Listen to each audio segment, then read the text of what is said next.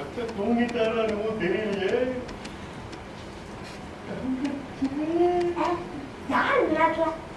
என்னடா இந்த நிமிஷம் வந்துருக்கீங்க? நீங்க இந்த குருஸ்து நம்ம வீட்டுக்கு போறீங்களாமே? அதுதான் நாளைக்கு பேசுறேன். இப்ப மச்ச தூங்கிட்டாரா இல்லையா?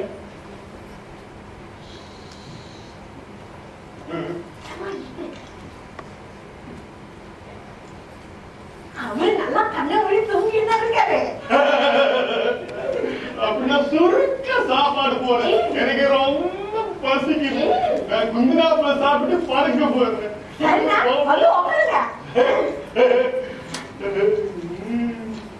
ரொம்ப அழகா சாப்பிடுறேன்.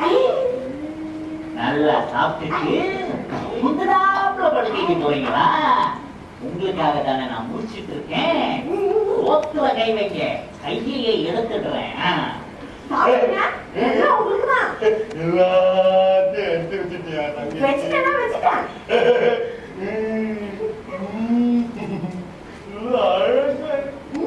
ரொம்ப அழகா சாப்பிடுவேன். முட்டைய தொடுறதுக்கு எப்படி பூமாரி நானே செஞ்சதுனே. முட்டையை தொடாதீர்கள். என்ன தங்கச்சி மச்ச தூங்கிட்டு இப்ப தூக்கிட்டு அவ குரல் மாறி. என் குரல் மாதிரி இல்ல, என் குரலே தான்.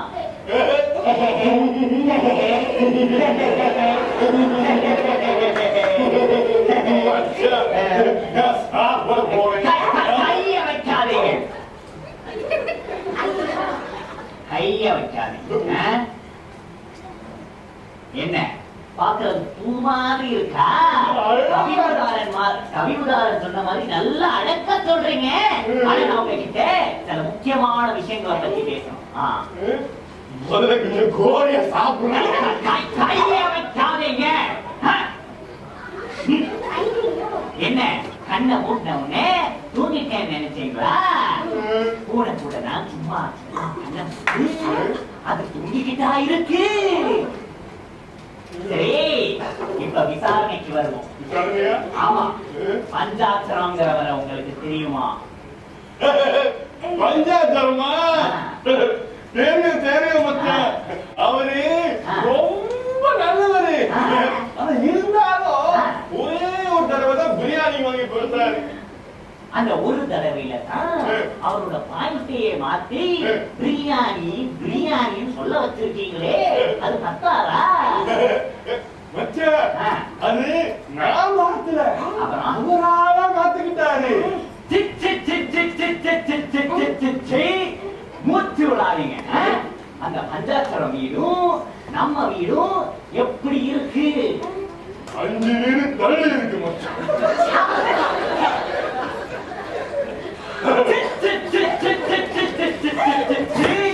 என்னவா அது சொன்னாரு? நீ மூச்சு விடாத, நீ குறுக்க பேசாம பதவி கொடுவேன் பதவி. நான் இப்ப உங்களை அவங்க வீடும் நம்ம வீடும் இருக்கிற பொசிஷனே கேட்டேன். அவங்க குடும்பமும் நம்ம குடும்பமும் எப்படி இருக்குன்னு கேட்கிறேன்.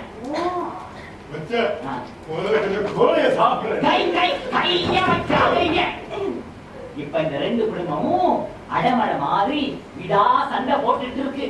அந்த ஆரோக்கியசாமி குடும்பம் அதுக்கு மேல அல்லாடிக்கிட்டு இருக்கு.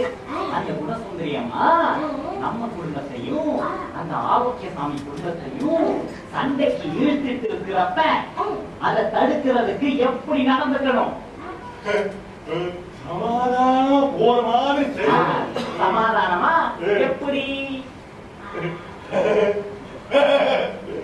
அடிக்கடி அவங்க வீட்டுக்கு போய் விருந்து வைக்க சொல்லி கலந்து பேசணும்.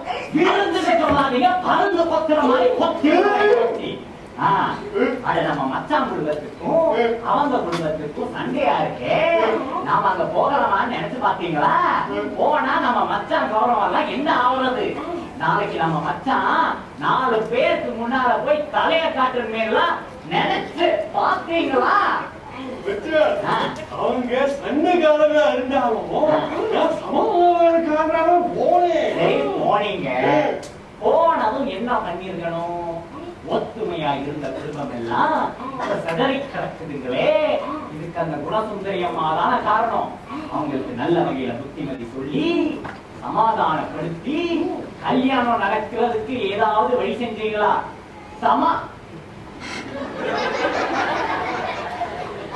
சமாதானத்துக்கு ஏதாவது வழிதான் பண்ணீங்களா? மச்சான், நான் போகும்போது அப்படி நினைச்சுதான் போனேன் மச்சான். அப்புறம் சிவாஜி பாபா பாத்துட்டீங்களா?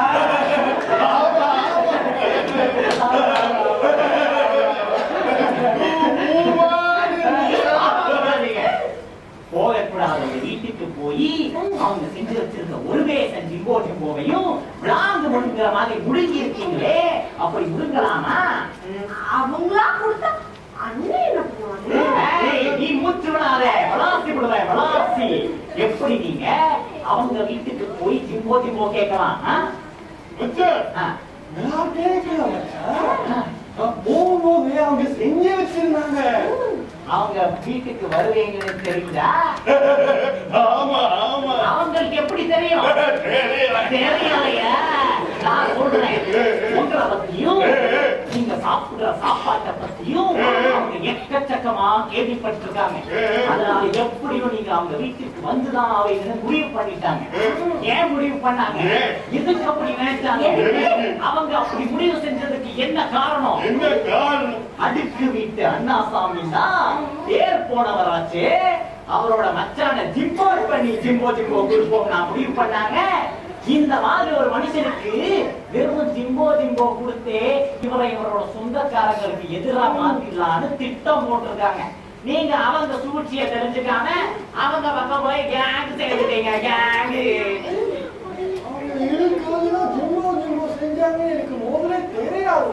சரி, அப்படியே பெருந்தீனுக்காக அவங்க வீட்டுக்கு போனீங்களே, போனதும் அங்க என்ன பண்ணிருக்கணும்? வெறும் ஜிம்போ புரிஞ்சிட்டு நம்ம வீட்டுக்கு வந்திருக்கணும். ஆனா நமக்கு ரொம்ப வேண்டிய ஆரோக்கியசாமியே திட்டு இருக்கீங்க, அவருக்கு துரோகம் பண்ணிருக்கீங்க. ஒரு சுண்டக்கா ஜிம்போவுக்காக பல வருஷமா பழகின அவர் கூட போய் சண்டை போடலாமா? சரி, எழுந்துருங்க.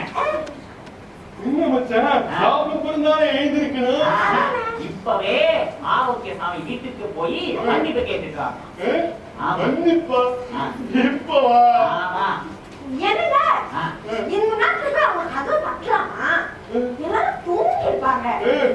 நாளைக்கு காலையில போய் கேட்கலாமே. இப்ப அண்ணனை சாப்பிட விடுங்க.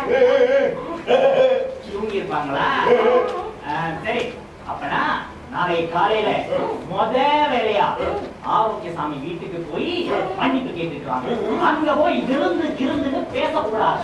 பேசினா உடனே ரயில் ஏற்றி விட்டுருவேன். அங்க போய் கேட்க மாட்டேன் மச்சான். வெறும் மன்னிப்பு மட்டும் கேட்டுட்டு வந்துடுறேன். நாளைக்கு போய் ஆரோக்கியசாமி கேட்காம வந்தா மட்டும் பாருங்க என்ன நடக்குது.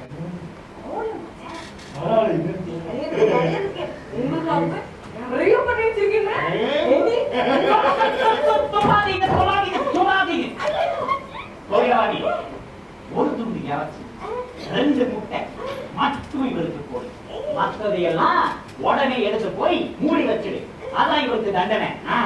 ஒரு வாய்க்கு கூட பத்தாத மச்சான். ஒரு வாயா இருந்தாலும் பெரு வாயா இருக்கா? நான் தூங்க போறேன். நான் சொன்ன அளவுக்கு மேல போட்டுறாரு. என்ன தங்கச்சி மச்சான் எப்படி சொல்லிட்டு போறாரு? அவரு அப்படிதானே. நீங்க சாப்பிடுங்க. போதையோட தள்ளி விட்டாரு. நிறைய வச்சிருக்கேன்னா எடுத்துட்டு நீங்க இந்த மாதிரி சாப்பிடுங்க. நான் எடுத்துட்டு ரொம்ப அழகா சாப்பிடுவேன்.